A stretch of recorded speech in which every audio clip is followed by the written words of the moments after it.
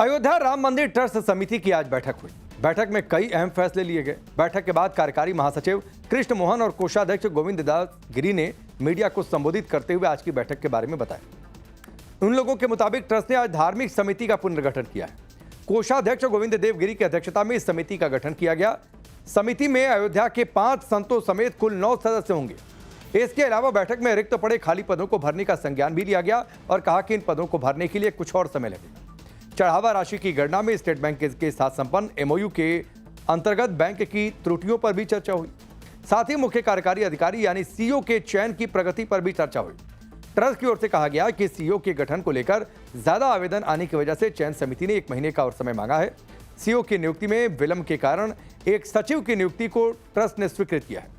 Trust के मुताबिक चढ़ावे चोरी पर जांच कर रही एसआईटी की अंतिम रिपोर्ट अभी तक प्राप्त भी नहीं हुई है, इसलिए उस संबंध में चर्चा नहीं हुई। ट्रस्ट ने सुप्रीम कोर्ट के फैसले पर भी बैठक में संज्ञान लिया। आज ट्रस्ट ने कहा कि तमाम दुष्प्रचार और आरोपों के बावजूद रामलला के दर्शन के लिए आने वाले श्रद्धालुओं की संख्या यथावत है, किसी तरीके की कोई कमी नहीं आई।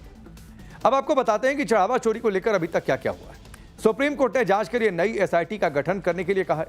27 जुलाई को सुप्रीम कोर्ट में फिर से सुनवाई होनी है। जांच कर रही एसआईटी टीम स्टेटस रिपोर्ट दाखिल कर चुकी है।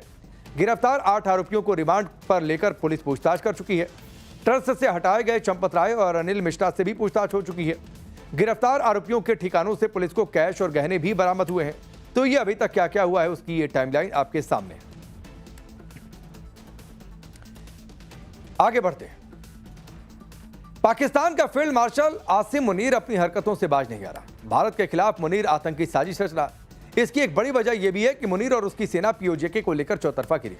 अब उससे ध्यान भटकाने के लिए मुनीर आतंकियों का सहारा ले रहा। इतना ही नहीं, दिल्ली में हो रहे छात्रों के आंदोलन की सबसे ज्यादा चर्चा पाकिस्तान में हो रही है।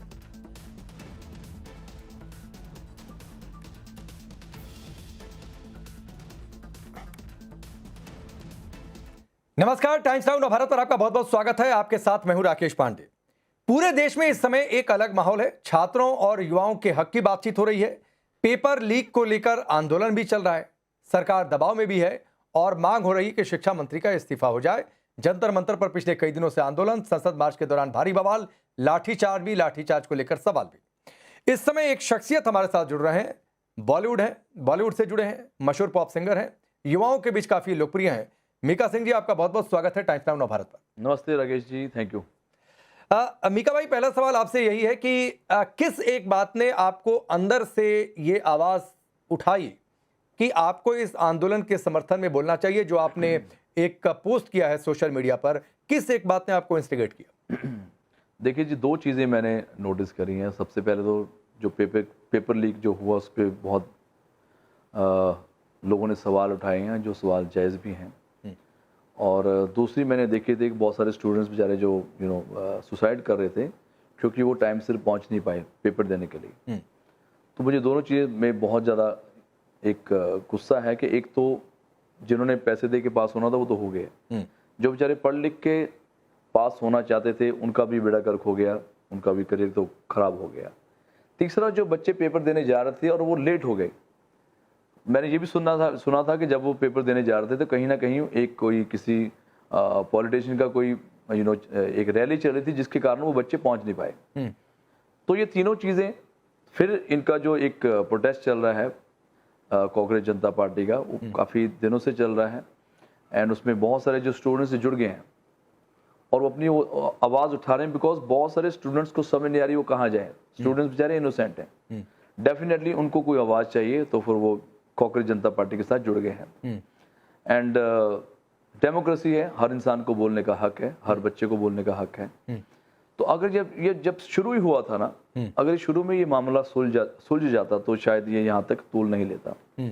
लाठियां किसी पर चले और निर्दोष पर चले वो बिल्कुल गलत है। उस काम सपोर्ट किसी भी हालत में नहीं कर सकते। लेकिन हमारी एक महिला साथी को मीका भाई बंधक बनाकर रखा गया, वो भी उसी भीड़ में से लोग नहीं कर सकते। एक हमारे साथी रिपोर्टर के कपड़े फाड़ दिए गए, वो भी उसी भीड़ में से थे। सर, मैं वही आपको बताना चाहूँगा। देखिए, हमने भी थोड़ा स्कूल टाइम में हम भी रहे हैं, स्कूल जाते रहे हैं। कभी कभी कोई इलेक्शन होते थे कॉलेज के, उनके साथ भी हम चल जाते थे। ज़्यादा भीड़ में क्या होता है, आप ये देखना, अगर जो अच्छे रियल स्टूडेंट्स होंगे वो बेचारे कभी ऐसे काम करेंगे नहीं। वो मार खाते रहेंगे, पिटते रहेंगे, लेकिन वो बेचारे अपना नारा लगाते रहेंगे। कुछ ऐसे ज़रूर ऐसे घटिया लोग होते हैं जो हर जगह आपको मिलेंगे, जिन्होंने आपकी मीडिया कर्मचारी के साथ ऐसी बदसलूकी करी, उनको भी माफ नहीं करना चाहिए। आपकी किसी से बातचीत हुई है मीका भाई? आंदोलन से जुड़े लोग, क्या आप एक्टिवली इसमें कोई आपका पार्टिसिपेशन होगा? आप किसी तरीके की आवाज बनेंगे? बहुत सारे लोग आपको फॉलो करते हैं। नहीं सर, मेरा एक एनजीओ है जिसका नाम है डिवाइन टच, और मैं हर जहां भी कुछ लोग बेचारे होते हैं, चाहे स्टूडेंट्स हों, चाहे फार्मर्स हों, चाहे बिहार में कोई बाढ़ आई हो, मेरा काम होता है मैं सबको लंगर लगाता हूं। पर मैं कभी वैसी आवाज़ नहीं बनूंगा, मुझे कोई पॉलिटिक्स की मुझे पॉलिटिशियन नहीं बनना, because I am very happy. Mika Singh, बहुत बहुत धन्यवाद हमसे जुड़ने के लिए, बातचीत के लिए।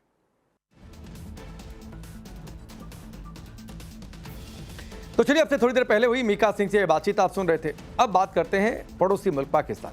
सवाल कि पाकिस्तान का फील्ड मार्शल मुनीर अपनी हरकतों से बाज नहीं आ रहा, आगे क्या करेगा? भारत के खिलाफ मुनीर आतंकी साजिश रच रहा। इसकी एक बड़ी वजह यह भी है कि मुनीर और उसकी सेना पीओजे को लेकर चौतरफा गिरी है। अब उससे ध्यान भटकाने के लिए मुनीर आतंकियों का सहारा ले रहा है। इतना ही नहीं, दिल्ली में हो रहे छात्रों के आंदोलन की सबसे ज्यादा चर्चा पाकिस्तान में हो रही है। रिपोर्ट।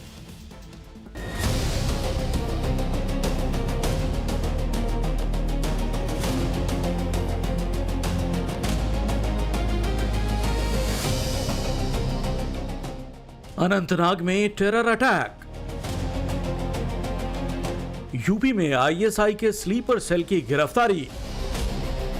गुजरात और मध्य प्रदेश में जैश के नेटवर्क का भंडाफोड़।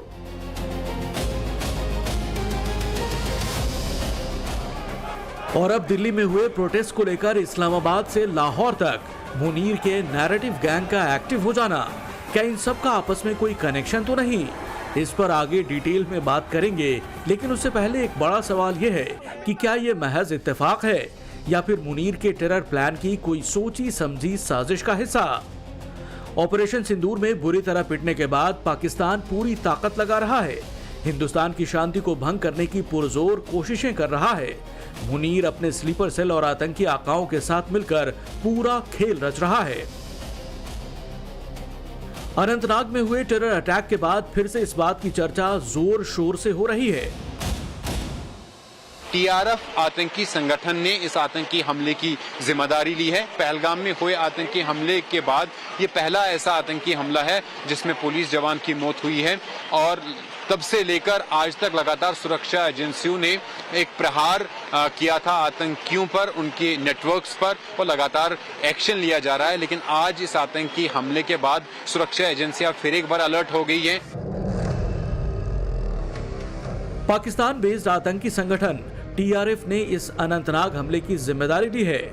पहलगाम हमले के बाद ये घाटी में हुई पहली आतंकी घटना है। हालांकि सुरक्षा एजेंसियां पिछले कुछ दिनों से लगातार एंटी टेरर ऑपरेशन को अंजाम दे रही थी। एक दिन पहले ही यूपी एटीएस ने बड़ी कार्रवाई करते हुए जिले के गैसडी से 29 साल के शहरोज अहमद को गिरफ्तार किया। एटीएस का दावा है कि आरोपी पाकिस्तान की खुफिया एजेंसी आईएसआई के इशारे पर देश विरोधी गतिविधियों में शामिल था और उसे सोशल मीडिया के माध्यम से युवाओं को जोड़कर स्लीपर सेल तैयार करने की जिम्मेदारी सौंपी गई थी। कैसा था? नॉर्मल था, बस वो क्या है कि कभी कभी शराब वगैरह पीकर आता था और पापा बोलते थे उसको तो झगड़ा उगड़ा करता था, आंख दिखाता था, और क्या। इससे पहले भी गुजरात एटीएस ने जैश टेरर मॉड्यूल के 8 आतंकियों को गिरफ्तार किया था। गुजरात और एमपी में अलग अलग छापेमारी के दौरान दहशतगर्दों के इस नेटवर्क का खुलासा हुआ। इन आतंकियों को गुजरात और मध्य प्रदेश में जैश के नेटवर्क को खड़ा करने का जिम्मा सौंपा गया था। तो क्या यह माना जाए कि मुनीर किसी बड़ी साजिश के तहत हिंदुस्तान में अपना टेरर नेटवर्क फैलाने की कोशिश कर रहा है? कहीं ऐसा तो नहीं कि बर्फ जमने से पहले पाकिस्तान का आतंकी नेटवर्क भारत में अपनी पैठ बढ़ाने की जुगत में है? दूसरी तरफ दिल्ली में हुए प्रोटेस्ट को लेकर भी पाकिस्तान में जबरदस्त तरीके से नैरेटिव सेट करने का खेल शुरू हो गया है। मुनीर की पूरी पलटन कैमरे के सामने एंटी इंडिया कंटेंट क्रिएट करने में जुटे हैं। सुना आपने, जिस मुल्क का खुद का कोई इकबाल नहीं, जहां ना तो लोकतंत्र है ना तो सियासत में कहीं जनता के हक की आवाज है, अब वो ज्ञान बांट रहा है। इतना ही नहीं, दिन में ही हसीन सपने भी देख रहा है कि भारत में इनकलाब दस्तक दे रहा है।